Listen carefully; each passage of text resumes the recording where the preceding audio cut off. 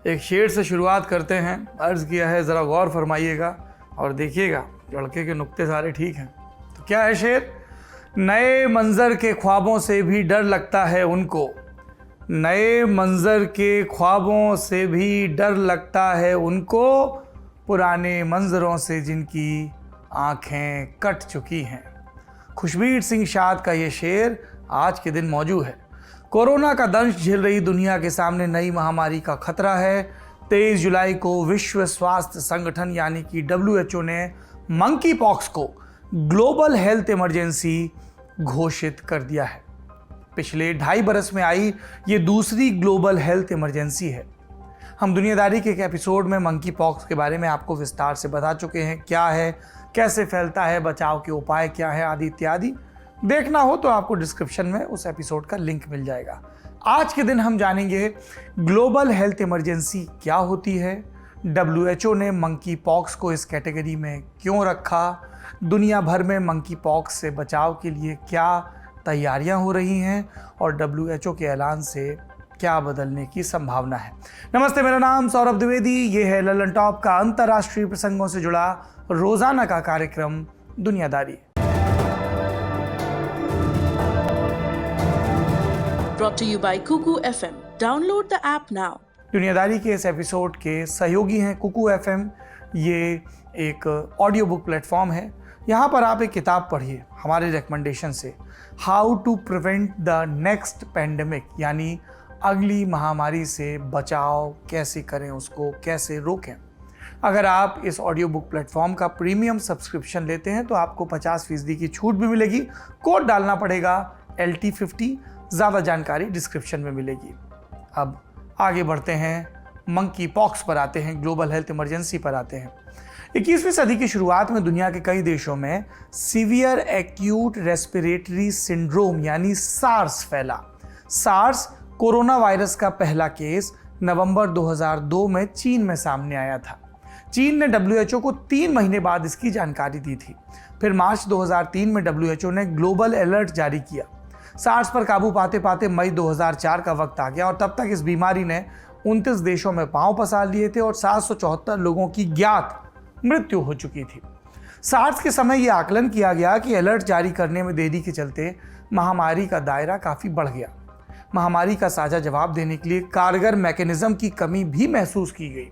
Global trade, international travel और climate change के चलते बीमारियों के तेज़ी से फैलने की आशंका अभी भी बढ़ रही है। तो सार्स के बाद ये समझ आया कि अगर किसी आउटब्रेक को वक्त रहते पहचान लिया जाए और उससे लड़ने के लिए तैयारी शुरू कर दी जाए तो किसी बड़े खतरे को टाला जा सकता है। WHO के अंदर इसको लेकर बहस हुई और फिर कमी की भरपाई के लिए इंटरनेशनल हेल्थ रेगुलेशंस यानी IHR की फाइल निकाली गई।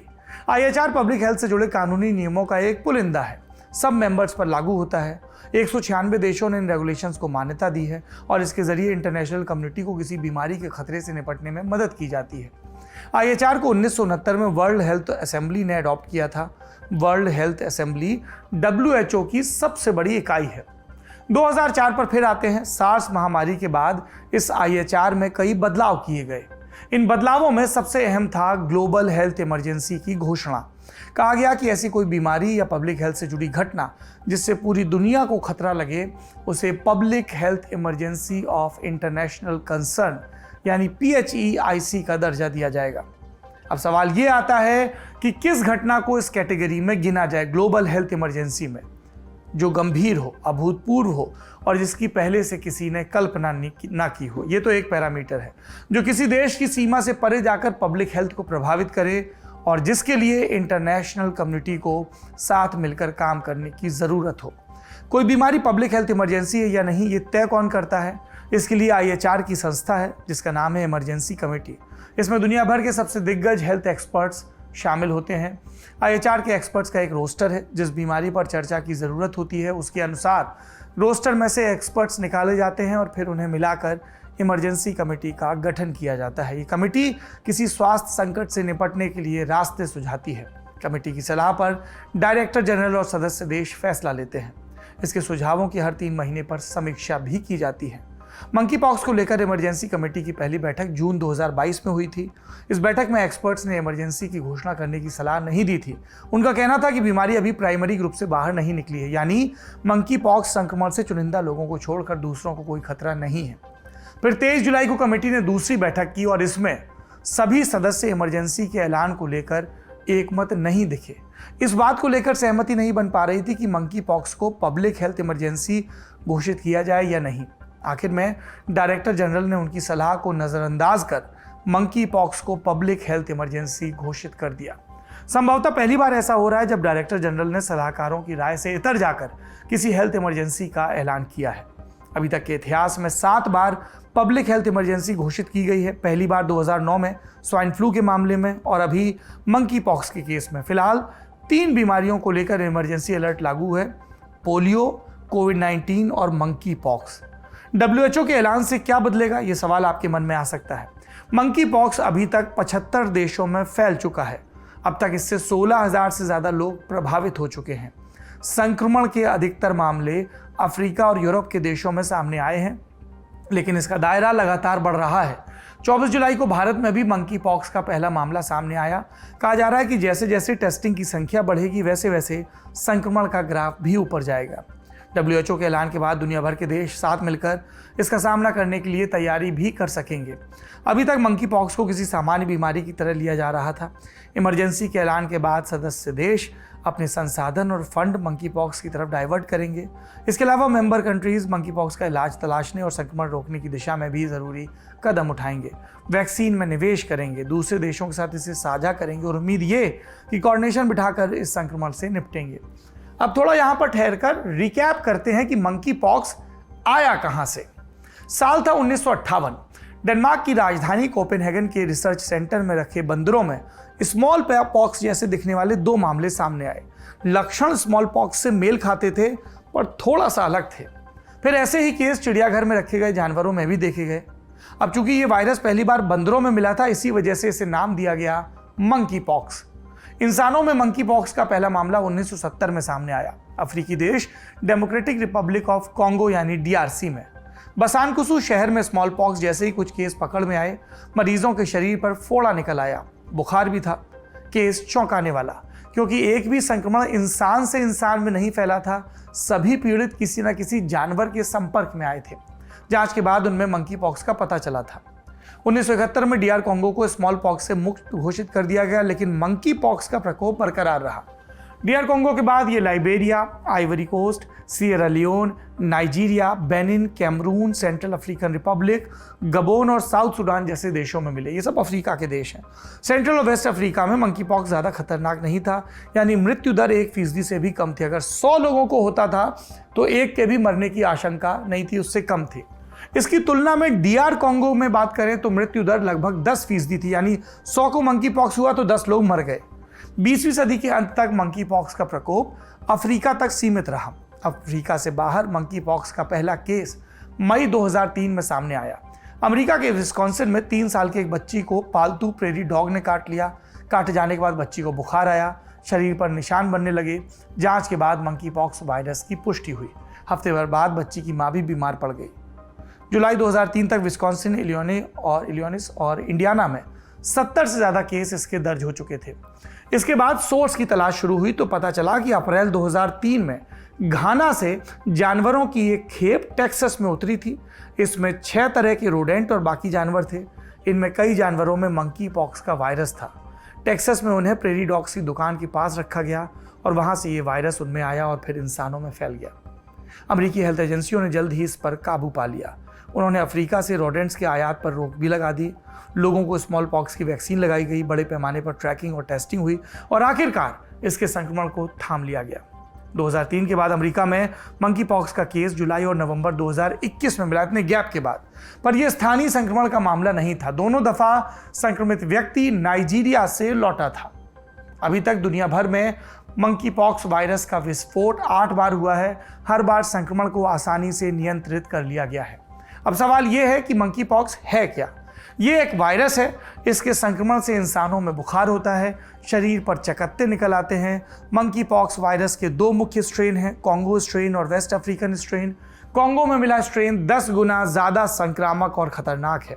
मई 2022 में जितने मामले सामने आए वे वेस्ट अफ्रीकन स्ट्रेन से ताल्लुक रखते हैं। थैंक गॉड बोल सकते हैं आप। मंकी पॉक्स संक्रमण कैसे फैलता है, ये सवाल। अगर कोई इंसान ऐसे जानवर के संपर्क में आए जिसे मंकी पॉक्स है तो उसे बीमारी हो सकती है।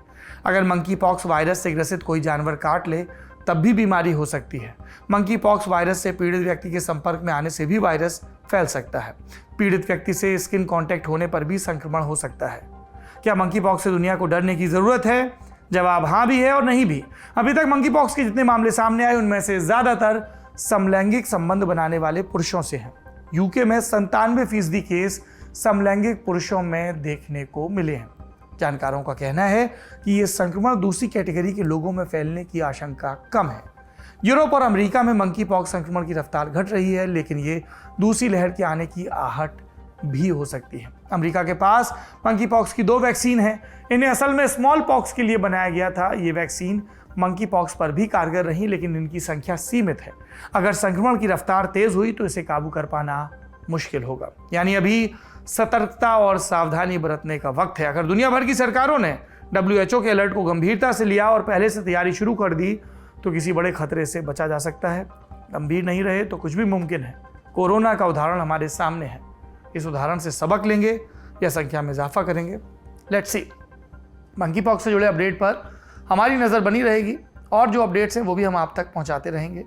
ये था हमारा बड़ी खबर सेगमेंट। अब सुर्खियों की बारी। पहली सुर्खी पाकिस्तान से है। पाकिस्तान के पंजाब प्रांत में मुख्यमंत्री की कुर्सी पेंडुलम की तरह अस्थिर है। 4 महीने में कम से कम 4 बार सीएम के नाम को लेकर अनिश्चितता रही।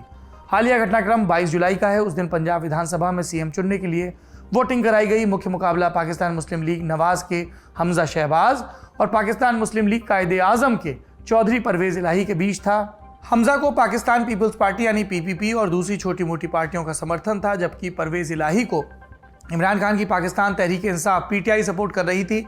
वोटिंग से पहले हुई गणना के हिसाब से इलाही के पास स्पष्ट बहुमत था, लेकिन जब नतीजे आए तो सब हैरान रह गए। डिप्टी स्पीकर दोस्त मोहम्मद मजारी ने हमजा शहबाज को विजेता घोषित कर दिया। हमजा के खाते में 179 वोट, इलाही को मिले 176 वोट। नतीजा क्यों पलटा? क्योंकि डिप्टी स्पीकर ने इलाही की पार्टी के 10 वोट्स को अवैध बता दिया। दरअसल वोटिंग से पहले PMLQ के राष्ट्रीय अध्यक्ष चौधरी शुजात हुसैन ने एक चिट्ठी जारी की, जिसमें पार्टी के विधायकों को हमजा के पक्ष में वोट डालने को कहा गया, चौधरी परवेज इलाही के मुकाबले। और इसी चिट्ठी के आधार पर डिप्टी स्पीकर ने PMLQ के 10 वोटों को गिनती से बाहर कर दिया। विधानसभा में हुए खेल के बाद इलाही सुप्रीम कोर्ट पहुंचे। उन्होंने डिप्टी स्पीकर के फैसले को चुनौती दी। 23 जुलाई को कोर्ट में सुनवाई हुई। कोर्ट ने अगली सुनवाई के लिए 25 जुलाई की तारीख तय की। हालांकि उससे पहले कोर्ट ने कुछ पाबंदियां जरूर लगाई। मसलन 25 जुलाई तक हमजा ट्रस्टी सीएम के तौर पर काम करेंगे। राजनीतिक फायदे के लिए सीएम की शक्तियों का इस्तेमाल नहीं करेंगे। इसके अलावा सुप्रीम कोर्ट ने deputy speaker, CM, attorney general, Punjab के एडवोकेट जनरल और चीफ सेक्रेटरी को भी सम्मन जारी किया। आज की दूसरी और आखिरी सुर्खी म्यांमार से है।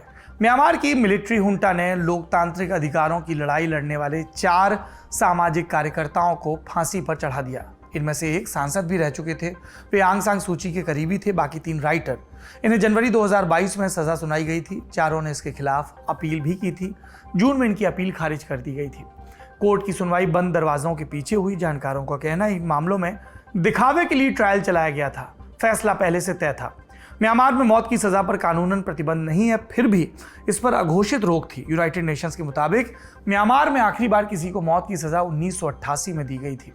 जिन 4 लोगों को फांसी पर चढ़ाया गया उनके ऊपर आतंकी घटनाओं की साजिश रचने का आरोप था। स्टेट मीडिया के मुताबिक उनके ऊपर आतंकरोधी कानून के तहत कार्रवाई की गई। यूएन के सेक्रेटरी जनरल अंतोनियो गुतरेस ने घटना की निंदा की और कहा कि मिलिट्री हुंटा ने व्यक्ति के जीवन, स्वतंत्रता और सुरक्षा के अधिकारों का उल्लंघन किया है। अब म्यांमार की मिलिट्री सरकार के बारे में भी जान लीजिए। फरवरी 2021 में सेना ने लोकतांत्रिक तरीके से चुनी सरकार का तख्ता पलट कर दिया था। आरोप था कि चुनावों में धांधली हुई। सेना ने स्टेट काउंसलर आंग सान सूची समेत कई दिग्गज राजनेताओं को गिरफ्तार कर लिया और देश में इमरजेंसी लगा दी। दोबारा चुनाव के लिए पहले 1 साल और फिर अगस्त 2023 की डेडलाइन तय की। अब जैसे लक्षण लग रहे हैं, सेना का निष्पक्ष चुनाव में कोई दिलचस्पी, इंटरेस्ट दिखता नहीं। पूरा फोकस उनका आलोचकों को निपटाने पर है। The assistance association for political prisoners की रिपोर्ट के मुताबिक म्यांमार में सैन्य तख्तापलट के बाद से 14,000 से ज़्यादा लोगों को गिरफ्तार किया जा चुका है, जबकि 2,000 से ज़्यादा लोगों की हत्या हो चुकी है। आज की दुनियादारी में इतना ही। उम्मीद है कल फिर मुलाकात होगी। शुभ रात्रि।